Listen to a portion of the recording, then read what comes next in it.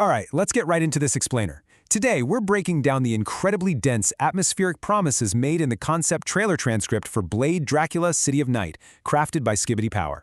If you're a fan of gothic horror, apocalyptic scenarios, or honestly just brilliant cinematic subversion, you are in for an absolute treat.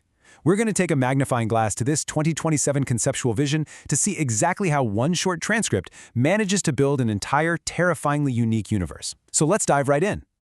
Rather than easing us in, they hit the ground running with this massive quote that instantly sets a dark, totally subversive tone for everything that follows. I mean, take a moment and really think about the traditional vampire trope. Usually, vampires exist in the shadows, right? They cling to secrecy just to survive, operating in the background out of sheer necessity to avoid the pitchforks and torches of the masses. But this line, it completely shatters that dynamic. He was not hiding from humanity. Humanity was hiding from him. It tells us that his absence wasn't out of fear or weakness or self-preservation. Instead, the implication here is that mankind has subconsciously, or maybe very consciously, buried itself away from a predator so absolute that simply existing on the same planet is a game of hide-and-seek where we are the prey. It flips the entire power dynamic before the story even truly begins. And that brings us directly into part 1, the subverted myth, rethinking the legend. This right here brilliantly illustrates a terrifying paradigm shift. We used to rely on this comforting delusion that Dracula was dead for centuries. It's the ultimate false sense of security. But the reality derived straight from the source text, something ancient waiting deep beneath forgotten cathedrals. He isn't some vanquished foe. He's a subterranean force just biding its time. And the specific imagery here is so deeply evocative. Think about forgotten cathedrals. It suggests a failure of the sacred, right? A total breakdown of the very holy institutions that were supposed to protect humanity from dark forces. Instead of destroying him, these holy places basically just became his waiting room. It implies a level of patience that spans centuries, making the threat feel incredibly calculated and honestly, entirely unstoppable. Which naturally leads us into part 2. Humanity on the defensive, a terrifying power shift.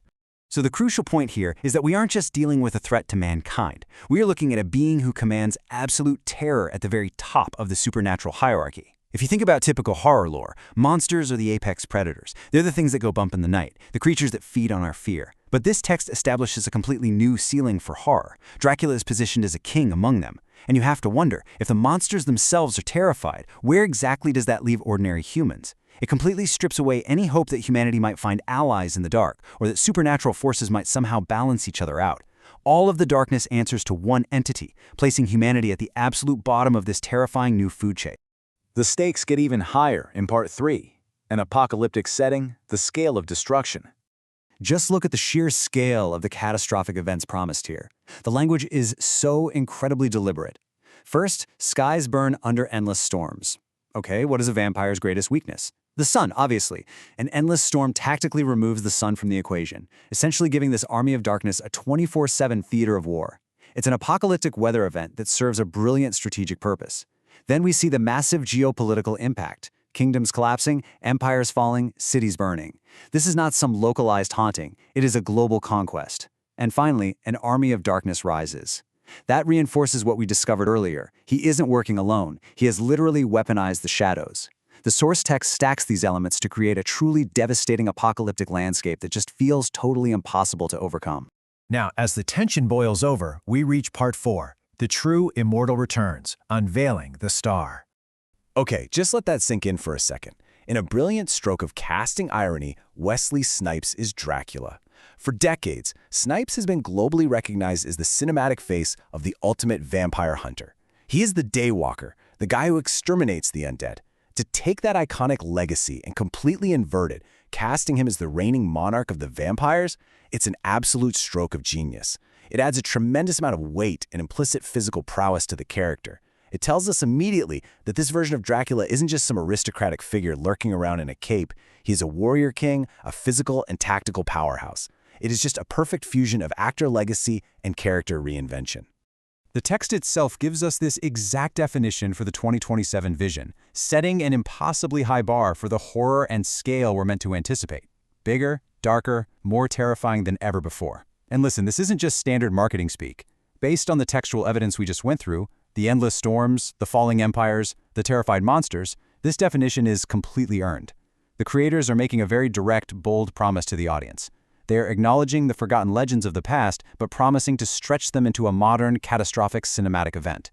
It's a statement of intent that they aren't just retelling a story, they're evolving it into something that absolutely demands your attention. So, looking back at the collapsing kingdoms and the burning cities we've discussed, we have to ask ourselves this one fundamental question. When all the old powers fall, when the institutions of humanity crumble and the skies permanently darken, who rules the darkness? The text forces us to confront our total loss of control. The night is no longer a time of rest for humanity. It is a domain of absolute conquest for a king we can't even begin to comprehend. And the transcript closes on this chilling, definitive hook. This winter, the night belongs to him. It perfectly circles back to everything we've just explored. It promises a winter release, tying the arrival of this dark apocalyptic universe to the darkest, coldest time of the year, which is incredibly fitting. We've seen how the source text builds a world where humanity is the prey, where holy ground fails, and where the ultimate vampire hunter becomes the ultimate vampire king. So I'm going to leave you with this to ponder. If the monsters themselves are hiding in terror, and the skies have permanently darkened, what exactly is humanity supposed to do when this winter finally arrives? Thanks for joining me on this explainer, and keep your eyes on the shadows.